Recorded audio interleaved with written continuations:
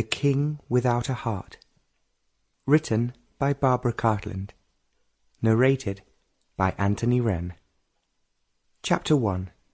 1888. The Duke of Starbrooke finished the family prayers, and the servants filed out of the dining-room. When they had gone, the family moved to the table where breakfast was waiting for them, and the butler and 2 footmen began to serve them. The Duke of Starbrooke finished the family prayers, and the servants filed out of the dining-room. When they had gone, the family moved to the table where breakfast was waiting for them, and the butler and 2 footmen began to serve them. As they did so, the door opened, and a young girl came nervously into the room. She was small, slight, and very pretty, but the expression on her face at the moment was one of anxiety.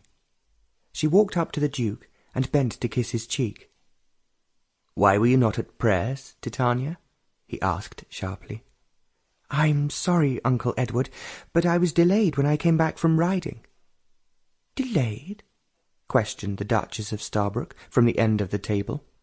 "That is only a word to cover up your carelessness in not noting the time." "I'm sorry, Aunt Louise," murmured Titania.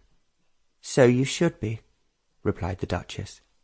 "If I had any more nonsense, I shall tell your uncle to forbid you to ride each morning. It is a waste of time, anyway." Titania gave a gasp. Yet, as she sat down at the breakfast table, she knew it was her own fault.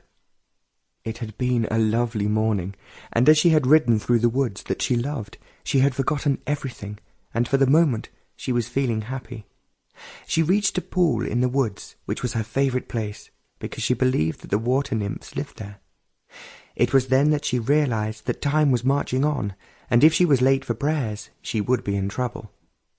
She had ridden Mercury back as quickly as she could. Even so, when she had changed her clothes and run downstairs, the dining-room door was closed.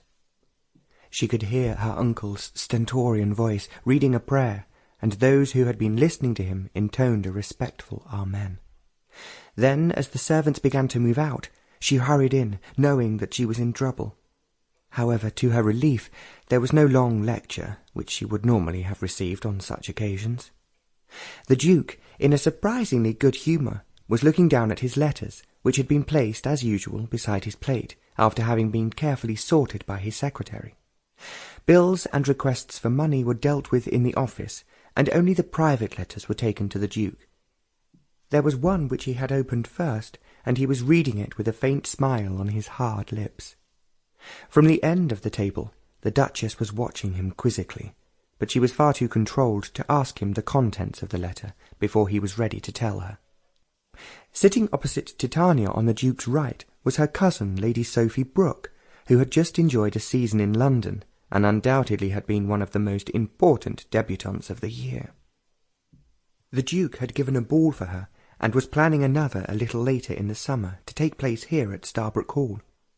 All the notable neighbours in the county would be invited, and Titania was wondering if there was any chance of her being allowed to attend this ball.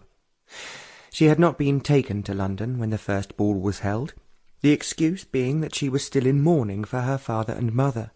This was strictly not true, as the 12 months, which was considered the correct period for mourning, had been over for 3 weeks. Titania had been sensible enough to face the truth that her uncle did not want her at the London ball. It was not only because he was ashamed of her mother, but because she was so much prettier than her cousin. Titania was not in the least conceited, but she recognized that she closely resembled her mother, and while the Starbrooke family had been excessively rude to her father, Lord Rupert Brooke, everyone else had spoken about his wife's beauty. They understood exactly why Lord Rupert had fallen in love with her.